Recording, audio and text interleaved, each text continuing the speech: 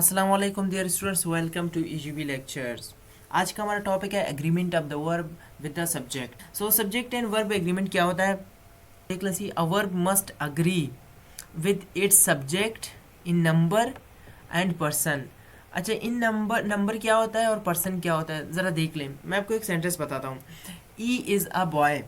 अब आपके पास जो ई है ना, अब जो ई है वो किसके लिए इस्तेमाल होता है? जी बिल्कुल, आपको पता है ना, ई हम सिंगुलर के लिए इस्तेमाल कर सकते हैं और करते हैं हमेशा। तो जब ई आपके पास आता है तो आप ई के साथ कैसे आर लगाते हैं, या आपकी ई के साथ कोई ऐसा प्लूरल जो हेल्पिंग वर्ब होता है या मेन वर्ब होता है, आप उसके साथ नहीं लगा सकते, क्योंकि जो ई है ना वो सिंगुलर के लिए इस्तेमाल होता है। तो आप ई आर नहीं कर सकते। इसी तरह यानी जो पर्सन में अगर सिंगुलर है तो आपको सिंगुलर वर्ब लगाना है, अगर प्लूरल है तो आपको प्लूरल वर्ब लगाना है। इट मीन्स कि सब्जेक्ट वर्ब एग्रीमेंट। अगर आप इन सेंटेंस को देख लें, पहला सेंटेंस हमारे पास है a book is on the table. अब एक की बुक है ना, यहाँ पर आर्टिकल आपको बता रहा है कि एक की किताब है, तो यहाँ पर इज़ आएगा। अगर यहाँ पर होता सी ये बुक्स, तो फिर यहाँ पर क्या होता? जी बिल्कुल, यहाँ पर आर होता है, यहाँ पर इज़ नहीं होता।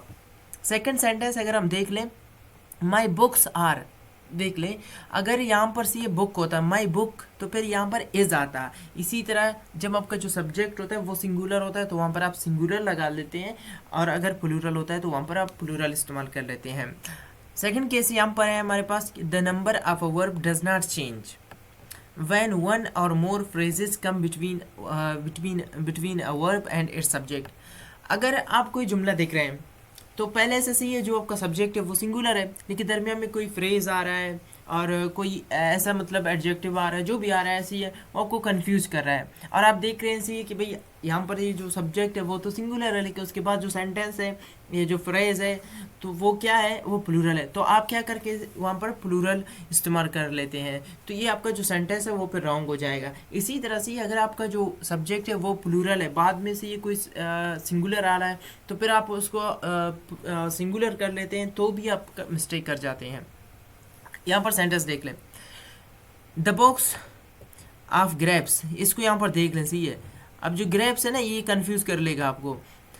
The box of grapes from Haran farms was delivered. अब यहाँ पर से ये वाज हमने क्यों लगा दिया? वाज इसलिए हमने लगा दिया से ये कि द बॉक्स, सिंपल से एक ही बॉक्स के बारे में हम डिस्कस कर रहे हैं। अगर यहाँ पर से ये होता the boxes of grapes from Haran farms were deliver, से फिर आप यहाँ पर वर्क कर लेते हैं, क्योंकि यहाँ पर जो आपका सब्जेक्ट है ना, ये प्लूरल हो गया। जब आपका सब्जेक्ट प्लूरल होता है तो वहाँ पर आपको प्लूरल ई वर्ब लगाना पड़ता है। सो मतलब कंफ्यूज आप मत हो जाएं। आपको क्या करना है, आपको हमेशा से सब्जेक्ट को याद रखना है। आपको से ये ना कोई और चीज़ नहीं देखना है जुमले में कि आप उसको देख के ही मतलब आप कंफ्यूज हो जाते हैं। अब ये द बॉक्स ही आपका सब्जेक्ट है, तो मतलब ये है कि आपको द बॉक्स यानी सिंगुलर है तो आपको वाज करना है, आपको प्लूरल यहाँ पर फिट नहीं करना है। ओके, सो उसके बाद ठीक है, हमारे पास तीसरा केस है, एयर देयर है, ठीक है ना, वेयर है, आर नॉट सब्जेक्ट। अब जैसे से ये आपको इस्तेमाल जुमला इस्तेमाल कर रहे थे, where are you from, where he is from, और मतलब there are a lot of trees, here you can come. So मतलब आप जितने भी ये वर्ड्स होते हैं ना, ईयर देयर वेयर, इनको आपसे ये सब्जेक्ट नहीं कह सकते, और ये सब्जेक्ट नहीं होते हैं। इनको को से कुछ लोग देख के इनके मुताबिक जब आप सेंटेंस इस्तेमाल कर लेते हैं तो भी आपका इनकरेक्ट हो जाता है। They introduce a sentence in inverted order, the verb must agree with the subject of a sentence. अब दोबारा यही बात हो गया ना कि आपको जो सब्जेक्ट है ना, उसको आपको जो वर्ब है ना वो सब्जेक्ट के साथ अग्री होना चाहिए, किसी और के साथ नहीं। For example, there is the package. अगर यहाँ पर से ये पैकेज होता तो यहाँ पर क्या होता? बिल्कुल जी, यहाँ पर आर ही होता, क्योंकि यहाँ पर पैकेज होता है ना। जब ये प्लूरल होता है तो यहाँ पर भी आपको प्लूरल करना है, अगर ये सिंगुलर होता है तो इसको भी आपको सिंगुलर करना है। आपको इसको नहीं देखना है, यहाँ पर देयर है, ईयर है, जो भी है, आपको इसको नहीं देखना है। उसके बाद से ये हमारे पास चौथा रूल है, a singular verb must be used with the singular indefinite pronouns each. अच्छा, ये आपको याद रखने हैं।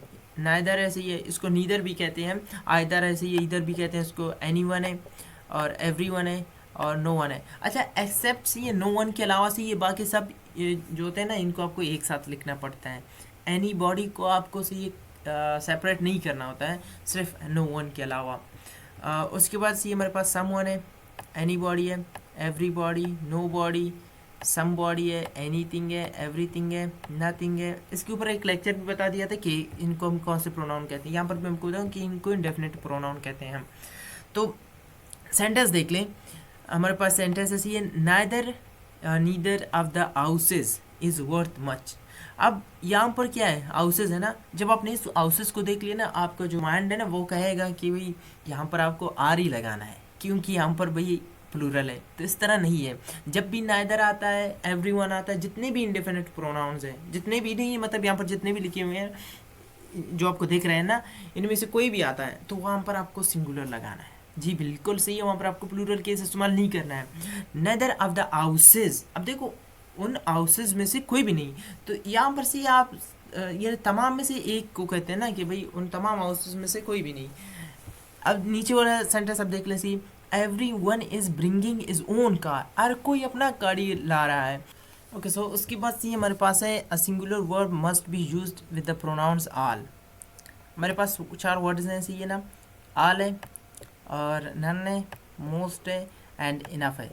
इनके साथ कभी भी आप मतलब कभी आप सिंगुलर भी इस्तेमाल कर सकते हैं और कभी आप प्लूरल इस्तेमाल कर सकते हैं। If they mean how much, a plural verb, if they mean how many, ठीक है ना। तो एग्जांपल देख लें, some of the plans are ready. अब यहाँ पर सही है सम ऑफ द प्लान्स, यानी कुछ जो तैयारे हैं वो रेडी हैं, सही है।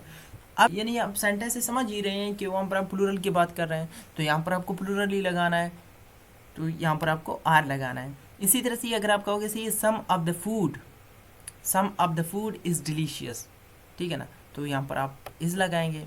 अगर यहाँ पर होता सही कि some of the foods are delicious, foods होता ना, तो फिर आप वहाँ पर आर कर लेते। तो ये आप सिचुएशन के मुताबिक फिर आप उसे चेंज कर लेते हैं।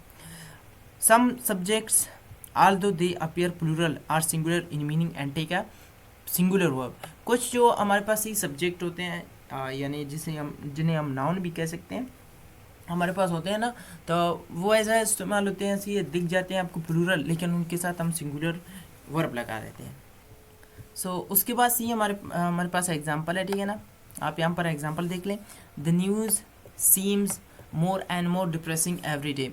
तो यहाँ पर सी ये जो न्यूज़ है उसके साथ सिंगुलर वो लगेगा, वर्ब लगेगा। आप यहाँ पर से ये प्लूरल नहीं लगा सकते, you can not say the news are, the news is, ठीक है ना। इसी तरह से ये measles is the only childhood disease I have not had. आप देख सकते हैं ना, आप कहते हैं ना भी तो प्लूरल ही है, तो यहाँ पर मुझे आर लगाना है, तो इस तरह नहीं है, सही आपका सेंटेंस इनकरेक्ट होगा।